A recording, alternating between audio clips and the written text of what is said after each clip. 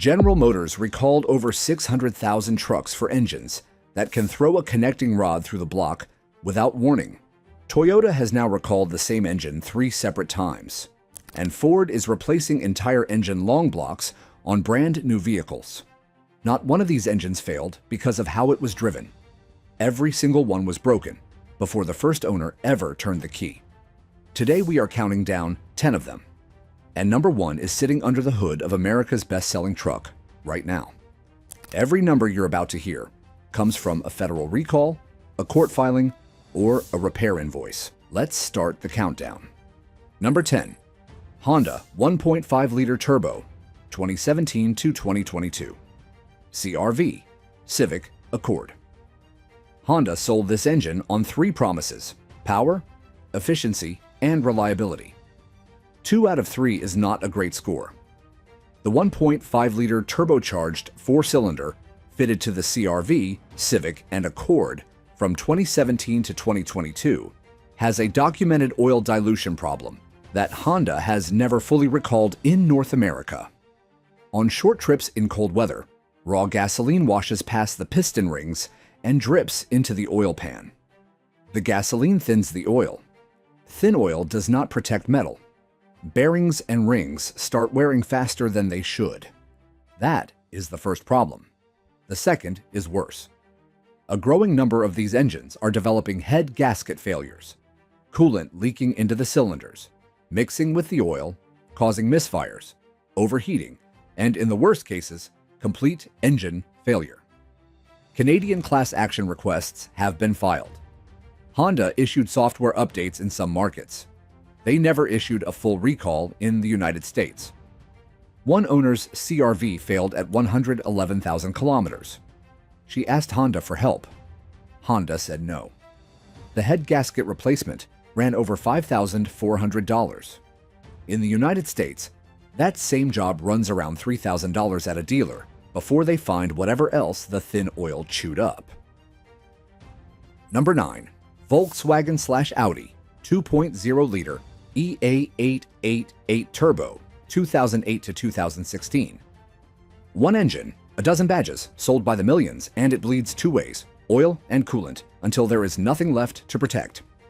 The EA888 2.0-liter turbocharged 4-cylinder is in the Jetta, Tiguan, Atlas, Passat, Audi A3, A4, A5, Q3, and Q5. One engine platform across 2 manufacturers and more than a decade of production. And for most of that production run, it had 2 slow leaks that owners discovered the hard way. The first leak is oil. An active class action alleges the piston rings on this engine are defective and let it burn through oil between services. Owners top it off constantly, miss it once, and the engine starves. The second leak is coolant. Volkswagen built this engine with a plastic water pump. Plastic that lives next to a hot engine gets brittle and cracks. When it cracks, coolant drips out, the engine runs hot, and now you have overheating damage on top of oil starvation. A long-running settlement covered water pump failures on 2014 through 2021 models. A fresh class action filed in 2024 argues that the redesigned pump is made of the same cracking plastic. Audi recalled roughly 343,000 vehicles in the United States because the electric coolant pump on this exact engine could short out and catch fire. On its own, a water pump failure costs $600 to $1,200. But one ignored coolant leak that cooks the engine turns a $1,200 job into a new motor. Number 8. Hyundai/Kia Theta II 2.0-liter/2.4-liter GDI 2011 to 2019. The settlement was $1.3 billion. The penalty was $210 million, the largest NHTSA has ever issued, and the engines are still failing. The Theta II GDI engine powered the Hyundai Sonata, Santa Fe, Tucson, Kia Optima, Sorento, and Sportage across nearly a decade of production. A manufacturing defect left metal debris inside the crankshaft oil passages. That debris blocked oil from reaching the connecting rod bearings. Starved of oil, the bearings failed. The connecting rod snapped. And when a connecting rod punches through the side of an engine block, hot oil sprays onto a hot engine. That is how these cars caught fire. Over 4 million vehicles were swept into the settlements. Hyundai and Kia extended the engine warranty to 15 years or 150,000 miles specifically for connecting rod bearing failure. If your vehicle is still inside that window, the engine replacement is covered. If it is not, you are buying a new engine out of pocket. On these models, that is commonly $6,000 to $8,000. The real cost is the one nobody prints on an invoice: the risk of a fire in your driveway, or on the highway, or in a parking garage. Number 7. Ford 2.3-liter EcoBoost 2025 to 2026, Bronco, Ranger, Explorer. Ford's remedy for this engine is not a gasket or a sensor. It is a complete engine long block replacement on vehicles that are still brand new. The 2.3-liter EcoBoost fitted to the 2025 and 2026 Ford Bronco, Ranger, and Explorer has 2 separate documented failure modes, and both of them end the same way. The first, a piston circlip incorrectly installed during assembly. The circlip holds the piston pin in place. Without it, the pin walks sideways and gouges the cylinder wall. The second is a camshaft roller finger follower improperly installed and can pop loose during operation. Either way, the result is knocking, a sudden loss of power, and an engine that has to come apart. Ford's recall covers these vehicles under NHTSA campaign 26S35. The fix is not a repair. It is a full engine long block replacement, the entire bottom end of the motor, on a vehicle you bought brand new. And as of mid-2026, Ford has stated the remedy will not be available for months. Owners are sitting in their driveways with brand new trucks, a known engine defect, and no parts to fix it. We're 8 engines in, and every single one of them shares the same pattern. The manufacturer knew. They issued a settlement or a recall that didn't fix the root problem, and owners are still paying for it. The next 2 engines are worse, not because the failures are bigger, but because the companies behind them told owners nothing was wrong for years. Hit that subscribe button so you never miss a video like this, and stay with me. Number 6. Nissan VC-Turbo 1.5-liter 3-cylinder 2021 to 2025, Rogue. Nissan sold this engine as cutting-edge variable compression technology. The cutting edge turned out to be the problem. The 1.5-liter VC-Turbo 3-cylinder, fitted to the 2021 through 2025 Nissan Rogue, uses a complex system of bearings and links that let it change its own compression ratio on the fly. Nissan marketed it as the future of internal combustion. What they did not market was what happens when those bearings fail. High engine oil temperatures degrade lubrication faster than the system can compensate. The bearings wear.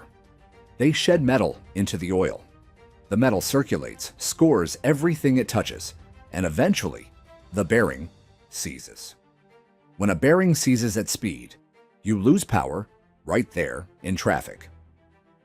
In February 2026, Nissan issued 2 separate recalls covering 642,698 Rogue SUVs for this exact failure.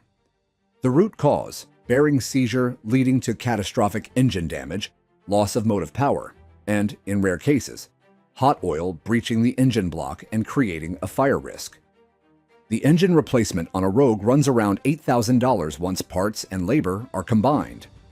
For a compact SUV that might be worth $20,000 on a good day, that is a check most people will never write. Number 5. Toyota V35A-FTS Twin Turbo V6 2022 to 2025. Tundra, Lexus LX GX. 3 recalls. The same engine, the same root cause. And Toyota is still building new Tundras with a version of this engine.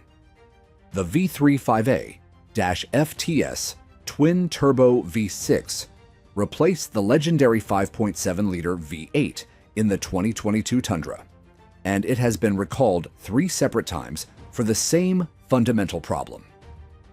Machining debris left inside the engine during production works its way to the number 1 main bearing, the bearing that carries the heaviest load in the entire engine. With metal grinding against it, that bearing fails. The engine knocks, runs rough, refuses to start, or shuts off while driving.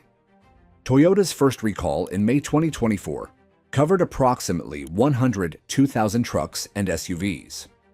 A second, in November 2025, added roughly 127,000 more. A third expansion in May 2026 added another 43,000 vehicles, bringing the total to over 270,000. The fix for the worst affected trucks is a full engine replacement, but Toyota rolled out a software inspection in 2026 to decide whether your engine is sick enough to swap, and owners whose engines pass the software test are furious when they fail weeks later. Toyota is still building new Tundras with a version of this engine, admitting debris can still happen, and only promising the new bearing is tougher. Number 4. Ford 6.0-liter Power Stroke Diesel, 2003 to 2007. Mechanics nicknamed it the 6.0 No. Ford faced class action lawsuits. Emergency vehicle fleets reported failures in the field, and Ford abandoned it after just 4 years. The 6.0-liter Power Stroke replaced the legendary 7.3-liter in 2003, and it became one of the most expensive diesel engine failures in American truck history. The EGR cooler develops internal cracks that leak coolant into the intake.